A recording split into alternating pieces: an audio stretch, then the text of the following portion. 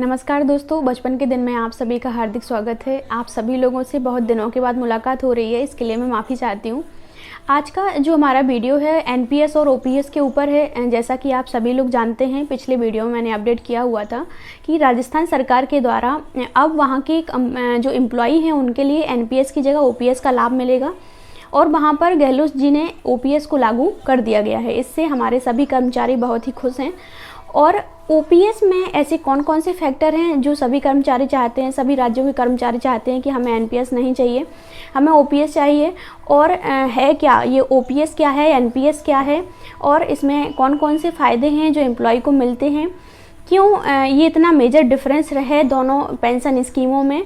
और इस समय जो पेंशन स्कीम एनपीएस चल रही है, न्यू पेंशन स्कीम कहें या नेशनल पेंशन स्कीम है, तो ये कब से लागू हुई, ये सारी जानकारी आपको इस वीडियो में मिलेगी। तो वीडियो को अंत तक ज़रूर देखिएगा। चलिए स्टार्ट करते हैं। बात करते हैं सबसे पहले ओल्ड पेंशन स्कीम की कि जो भी सरकारी कर्मचारी थे उनको पहले ओल्ड पेंशन स्कीम यानी ओपीएस का लाभ दिया जाता था। फिर सन 2005 में ओपीएस को बंद कर दिया गया। सन 2005 में जो तत्कालीन प्रधानमंत्री अटल बिहारी वाजपेयी जी थे, उनके द्वारा केंद्र सरकार में न्यू पेंशन स्कीम को लागू किया गया और ओपीएस को बंद कर दिया गया। जब केंद्र सरकार ने ओपीएस को बंद किया तो जो राज्य सरकारें थी उन्होंने भी उनका अनुसरण करना शुरू कर दिया। और पर ये कंपलसरी नहीं था, फिर भी राज्य सरकारों ने एनपीएस को लागू करना शुरू कर दिया। उस समय जो हमारे कर्मचारी थे, चाहे राज्य स्तर के हों या केंद्र स्तर के कर्मचारी हों, उन लोगों को ये समझ नहीं आया कि एनपीएस और ओपीएस में क्या डिफरेंस है। उन्हें ऐसा लगता था कि जो एनपीएस स्कीम लागू की जा रही है वो ओपीएस की भांति ही या उससे ज़्यादा, उनको जब रिटायरमेंट के टाइम पे उनको जो पेंशन मिलेगी वो ओपीएस से ज़्यादा फ़ायदेमंद होगी। लेकिन जब समय बीता, उन्हें एनपीएस का लाभ मिला तो उनका ये भ्रम टूट गया और उसी के आधार पर फिर विरोध होना शुरू हो गए। एनपीएस के विरोध में लगातार जितने भी राज्य कर्मचारी हैं वो हमेशा खड़े रहे हैं, धरना प्रदर्शन किया है। हमारे बहुत से शिक्षक संगठन हैं जिन्होंने हमेशा ही आगे आकर जो विरोध प्रदर्शन किया है एनपीएस के विरुद्ध और ओपीएस की मांग की है। इस तरह से विरोध प्रदर्शन बढ़ता गया और अब ये नौबत आ गई है कि सरकारी कर्मचारी लगातार धरना प्रदर्शन कर रहे हैं कि उन्हें एनपीएस चाहिए, जिसके तहत देखिए, जैसा कि हम सभी लोग देख ही रहे हैं, राजस्थान सरकार के द्वारा ओपीएस को फिर से लागू कर दिया गया है और बाकी राज्य सरकारों से भी उम्मीद है कि वो जल्द ही इसको लागू कर देंगी, जैसे कि महाराष्ट्र सरकार ने भी लागू किया हुआ है। तो आज हम जान लेंगे ये कि बेसिक डिफरेंस है क्या। मोटे तौर पर तो हम सभी जानते ही हैं कि ओपीएस एनपीएस में क्या डिफरेंस है, पर हम इस वीडियो में एक एक डिटेल के साथ जानेंगे कि ओपीएस और एनपीएस में क्या डिफरेंस है। तो बात करते हैं सबसे पहले ओपीएस की, ओल्ड पेंशन स्कीम। सबसे मेजर डिफरेंस, पहला डिफरेंस ये है कि जो ओपीएस है उस टाइम पे कर्मचारियों की जो सैलरी आती थी उससे कोई उनका डिडक्शन नहीं होता था पेंशन के लिए। लेकिन जो न्यू पेंशन स्कीम या नेशनल पेंशन स्कीम हम कहें तो एनपीएस में हम सभी कर्मचारी इंक्लूडेड हैं और हम सभी जानते हैं कि हम लोगों की जो सैलरी होती है बेसिक प्लस डीए, जैसे जो हमारी सैलरी है वो मेनली 3 फैक्टर से बनती है, basic plus DA plus HRA. लेकिन जो बेसिक प्लस डीए है उसका 10% हमारा एनपीएस के थ्रू एनपीएस के लिए काट लिया जाता है। तो जैसे अगर आप ये जान लीजिए, अगर आपका बेसिक प्लस डीए आपका 45,000 के अगर आसपास है तो इसका 10% 4,500 रुपये हुआ, तो आपका 4,500 रुपये मंथली एनपीएस के लिए काट लिया जाता है। लेकिन ओपीएस में ऐसा कुछ भी नहीं था, कर्मचारी को एनपीएस के लिए कोई भी अमाउंट पे नहीं करनी पड़ती थी। इसमें क्या है, एनपीएस में आपका 10% डिडक्शन एम्प्लॉय करता है और 14% गवर्नमेंट इसमें इंक्लूड करती है। अब सेकंड डिफरेंस क्या है, सेकंड मेजर डिफरेंस ये है कि ओपीएस में जीपीएफ की सुविधा प्रोवाइड की जाती थी, लेकिन एनपीएस में जीपीएफ की सुविधा का कोई भी प्रावधान नहीं है।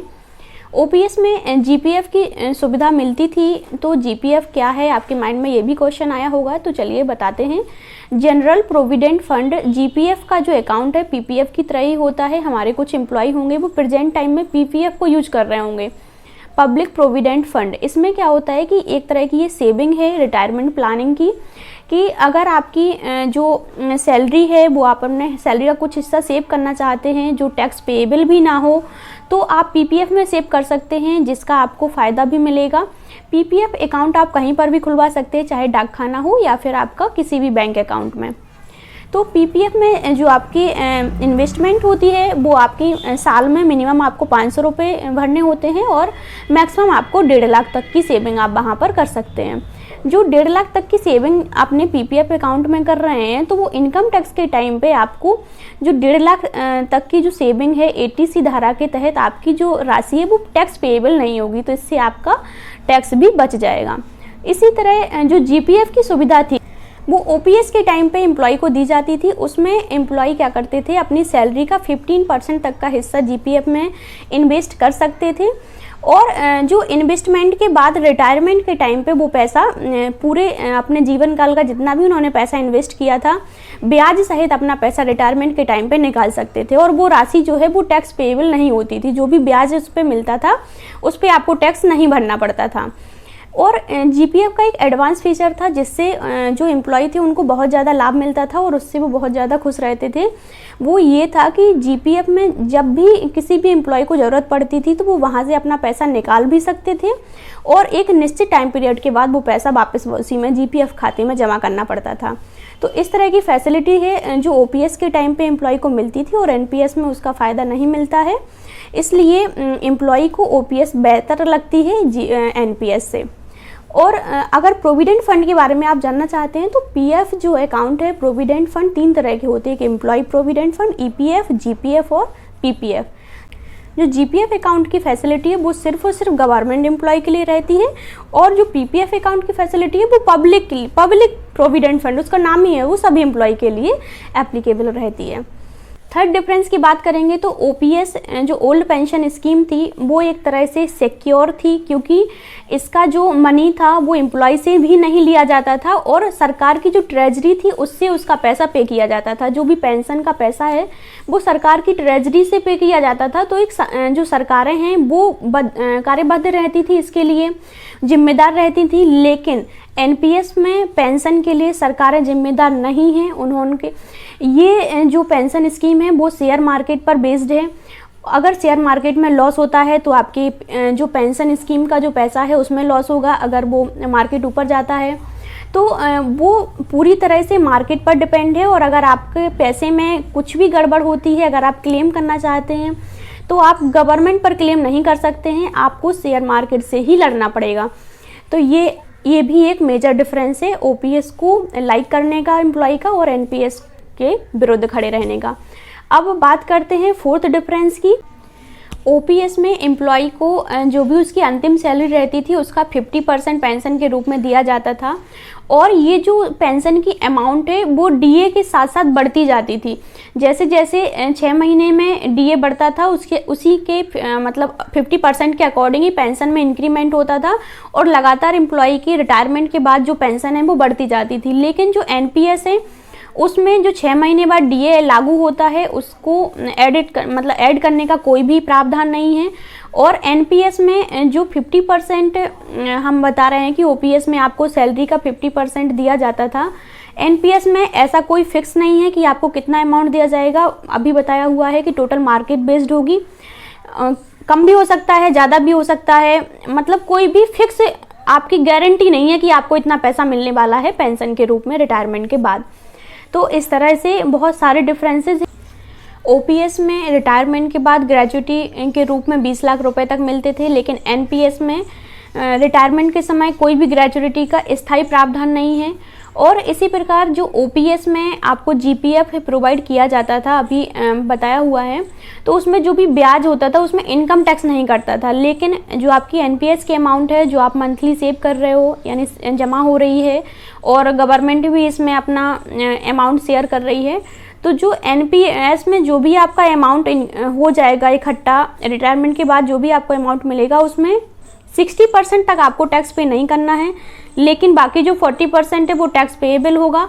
और उसमें भी आपको सीधे तौर पर नहीं दिया जाएगा, उसमें आपको इन्वेस्ट करना पड़ेगा, ऐसा प्रावधान है, तब जाके आपको पैसा मिलेगा एनपीएस का। सभी जानते हैं कि ओल्ड पेंशन स्कीम में अगर कोई सेवा काल के दौरान किसी भी एम्प्लॉय की मौत हो जाती थी तो जो फैमिली मेंबर थे उनको पेंशन देने का प्रावधान था कि उनके फैमिली मेंबर को पेंशन मिलेगी और उनकी जो फैमिली है वो अच्छे तरीके से सर्वाइव कर पाएगी। लेकिन जो एनपीएस है उसमें क्या कर दिया है कि आपके फैमिली में पेंशन तो मिलेगी, लेकिन पहली बात तो पेंशन ही बेस्ड नहीं है, फिक्स नहीं है, गवर्नमेंट की जिम्मेदारी नहीं है, शेयर मार्केट बेस्ड है। लेकिन अगर जितनी भी अमाउंट आपको मिलती है फैमिली मेंबर को मौत हो जाने के बाद, सेवा काल में अगर कोई एम्प्लॉय की मौत हो जाती है तो उनके जो फैमिली मेंबर हैं उनको जो भी फंड मिलेगा, यानी जो भी पेंशन मिलेगी वो तो दी जाएगी, लेकिन एम्प्लॉय की जितनी भी योजनाएं होंगी उसका जो पैसा होगा वो गवर्नमेंट द्वारा जब्त कर लिया जाएगा।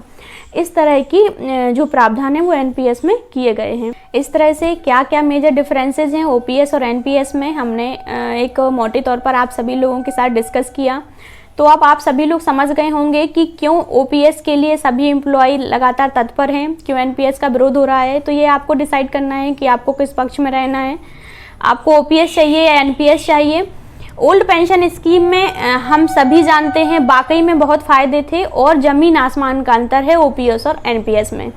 एक सिक्योरिटी थी जो एम्प्लॉय को फील होती थी कि आफ्टर रिटायरमेंट हम एक सिक्योर लाइफ जी सकते हैं, लेकिन एनपीएस में ऐसा नहीं है। मार्केट का क्या भरोसा, कब डाउन हो जाए कब अप हो जाए, हम सभी की कोई जिम्मेदारी नहीं है और जो गवर्नमेंट है वो भी जिम्मेदारी नहीं लेती है इसमें। इसलिए हम भी चाहते हैं कि हम सभी को ओपीएस मिलना चाहिए और एनपीएस से हमको जल्दी सी छुटकारा मिले हम सभी एम्प्लॉय को, और आशा करते हैं कि यूपी में भी जल्द से जल्द ओपीएस लागू हो जाए और हमारे सभी शिक्षक संगठनों को सफलता हासिल हो। चलिए, आगे के वीडियो से जुड़े रहने के लिए चैनल को लाइक एंड सब्सक्राइब कर दीजिएगा। Thank you.